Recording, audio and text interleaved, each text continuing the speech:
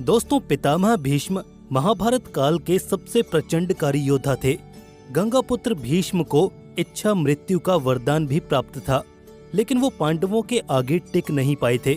महाभारत के महायुद्ध के 10वें दिन महाबली भीष्म बाणों की शैया पर लेट गए थे।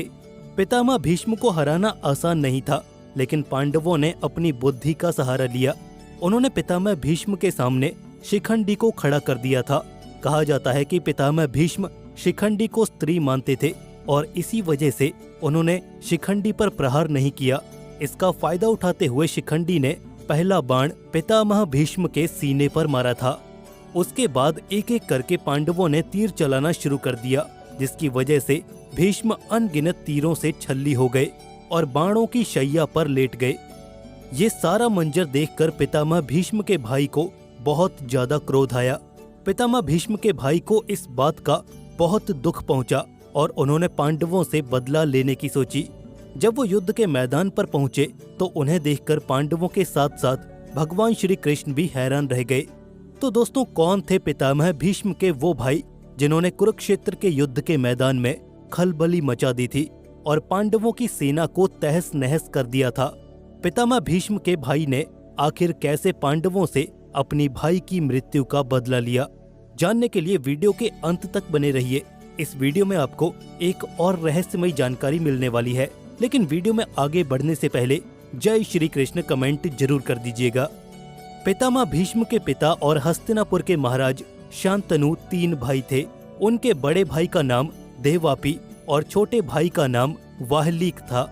महाराजा शांतनु के बड़े भाई देवापी ने संन्यास ले लिया था, इसीलिए शांतनु को हस्तिनापुर का महाराज बनाया गया था और उनके छोटे भाई वाहलीक को किसी दूसरे देश का राजा बना दिया गया था।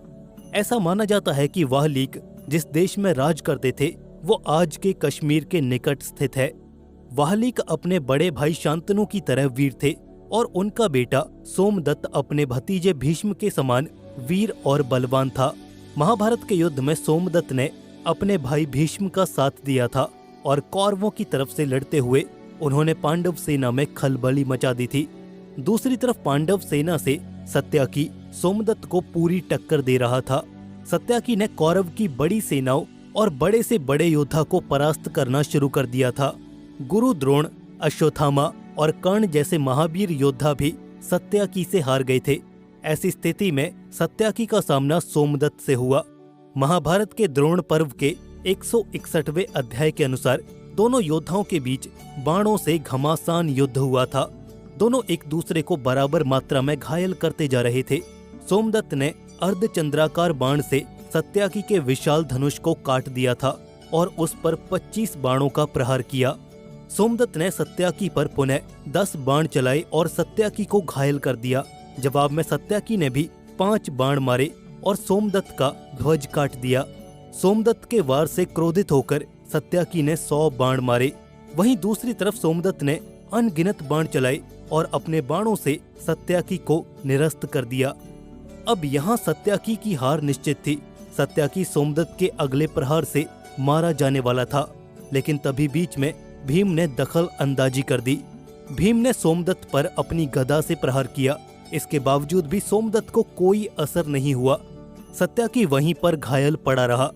इधर भीम और सोमदत्त के बीच भयंकर युद्ध छिड़ गया। सोमदत्त ने अपने वाणिज्य से भीम की हालात खराब करना शुरू कर दी। तभी मौका पाकर सत्याकी ने सोमदत्त पर एक भाला फेंक दिया, जिससे सोमदत्त का धनुष कट गया और अगले ही पल सत्याकी द्वारा छोड़ा गया दिव्य बाण सोमदत्त की छाती पर जा पड़ा, जिसकी वजह से वो बुरी तरह से घायल होकर जमीन पर गिर पड़े और कुछ क्षण बाद वो वीर गति को प्राप्त हो गए। सोमदत्त भले ही मारे गए, लेकिन उनका पुत्र भूरिश्रवा अभी भी जिंदा था। महाभारत में सत्याकी से पहले भी उसके पिताश्री सोमदत्त हार चुके थे। उसके बाद सोमदत्त ने भगवान शिव की तपस्या से एक ऐसे प्रतापी पुत्र का वरदान मांगा जो हर युद्ध में अजेय रहे। भूरिश्रवा सोमदत्त का वही प्रतापी पुत्र था और सत्याकी अपने पिता की मृत्यु का बदला लेने के लिए बेचैन था। महाभारत के 5वें दिन भूरिश्रवा ने सत्याकी के 10 पुत्रों को अकेले ही मार दिया था। वहीं दूसरी तरफ कौरवों की सेना में उथल पुथल मचाता हुआ सत्याकी भूरिश्रवा से भिड़ गया। भूरिश्रवा ने सत्याकी का रथ खंडित कर दिया और दोनों के बीच एक भयानक मल्ल युद्ध छिड़ गया। भूरिश्रवा ने सत्याकी को उठाकर जमीन पर पटक दिया तथा उसकी चोटी को पकड़कर तलवार निकाल ली। तभी अर्जुन ने ये मंजर देखा और अर्जुन ने तुरंत ही अपने तरकश से एक बाण छोड़ा, जिससे भूरिश्रवा के नीचे की कोहनी का हिस्सा कटकर नीचे जमीन पर गिर गया। अर्जुन की इस प्रकार की दखल अंदाजी से भूरिश्रवा वहीं अनशन पर बैठ गया, क्योंकि अर्जुन का ये बर्ताव युद्ध के नियमों के विरुद्ध था। तभी मौका पाकर सत्याकी ने भूरिश्रवा का सर धड़ से अलग कर दिया। अगर अर्जुन ने ऐसा नहीं किया होता तो उस दिन अवश्य ही सत्याकी वीर गति को प्राप्त हो जाता। महाभारत के इस युद्ध में सोमदत्त के बेटे और पोते ने हिस्सा नहीं लिया था, बल्कि उनके पिता वाहलीक इस युद्ध में शामिल हुए थे। वाहलीक कुरुक्षेत्र के युद्ध में अपने पुत्रों और पौत्रों सहित कौरव पक्ष की ओर से लड़ रहे थे। उन्होंने अपनी असीम शक्ति का प्रदर्शन करते हुए बड़ी से बड़ी सेनाओं का अंत कर दिया। राजा वाहलीक ने बूढ़े होते हुए भी युद्ध भूमि पर अपनी वीरता का अद्भुत प्रदर्शन किया। वृद्धावस्था में होते हुए भी उन्होंने महाभारत के 18 दिनों में से 14 दिनों तक लगातार युद्ध किया था। वाहलीक एक बूढ़े शेर की तरह पांडवों पर बरस पड़े थे। कोई भी पांडव योद्धा उनको रोकने में सक्षम नहीं हो पा रहा था। तभी उनकी टक्कर महाबली भीमसेन से हुई। महाभारत के युद्ध में 14वें दिन वाहलीक भीमसेन के हाथों वीर गति को प्राप्त हो गए थे। इस प्रकार महाभारत के युद्ध में एक और शक्तिशाली योद्धा का अंत हो गया था। इस प्रकार महाभारत के युद्ध में भीष्म पितामह के भाई सोमदत्त और उनके वंशजों का एक बहुत ही महत्वपूर्ण योगदान रहा था। दोस्तों, इस महाभारत के अध्याय के बारे में क्या आप पहले से जानते थे? अगर नहीं तो हमारी इस मेहनत को एक लाइक जरूर कीजिएगा।